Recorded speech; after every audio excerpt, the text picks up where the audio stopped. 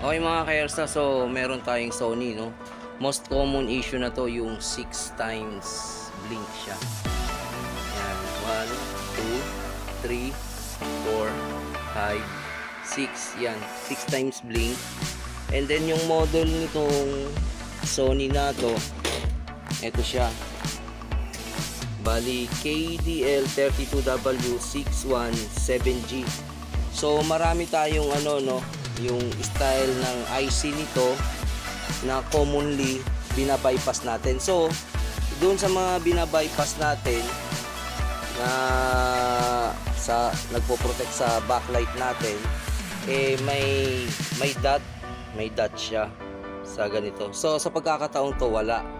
Pero yung yung IC nito, mamaya ipapakita ko, pipicturean ko na lang kung anong value niya. Kahit magkaiba sila dun sa traditional na yung binabypass natin, yun, tama. Same lang sila ng function ng IC. Ang problema, yung layout ng circuito niya, nagbago lang, pero same pa rin sila ng function. Okay? So, balikan ko yung mga kayer sa subukan natin i-bypass to. Okay mga kaersa, so tayo'y nagbabalik, no? Yan, yung system IC na yan, kagaya nung nasa ito yung flash na picture natin, makikita natin na iba yung tawag nito, yung value niya kontra sa traditional na IC natin.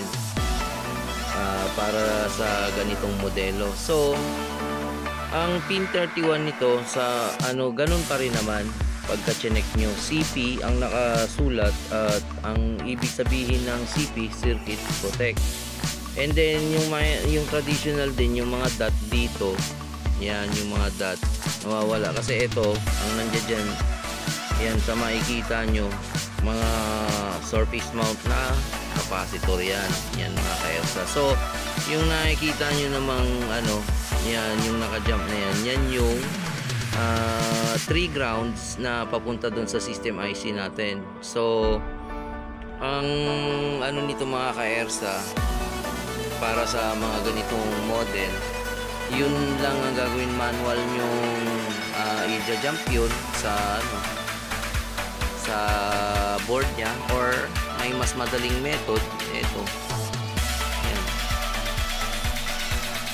Sugatin niya, tatlo. Pagdidigitin niya lang yan. Ganyan. So, detalyado po yung natin, yung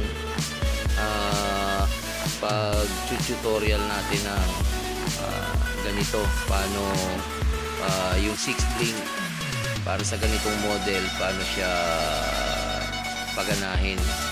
Okay, kasi itong IC na to, or let's say nagpalit na kayo ng backlight, and then ganun pa rin. So sa 31 pin nya, which is ang 31 pin nya, ang ibig sabihin nandoon yung CP, ibig sabihin Circuit Protect. And then ito naman papunta to, kasi ito ground triggered tong na to, IC na to. Ito yung taga-trigger ng ground natin, kasi ang backlight ng supply natin naka-standby na yan. Kahit magsukat kayo ng ground papunta dito, may masusukat na kayong voltahe dyan. Pero ito, yung ground triggered papasok ng IC sa switching IC natin, hindi pa yan mag-on hanggat wala pa siyang natatanggap na command galing dito sa system IC natin na pinindot na natin yung power on natin. Okay mga kaersa, thank you and God bless po. Okay mga kaersa, eto, observing na lang tayo, no? Ito yung Sony na 32-inch na TV na blinking ng 6 na beses ang standby light niya na red light. Okay, so ayan mga kaersa, kailangan pala pagka gumagawa tayo nito, after natin ma-repair, kailangan mo talaga ibabad mo siya i-test mong mabuti, much better, mas mahabang oras para fully tested na siya upon release sa mga client natin.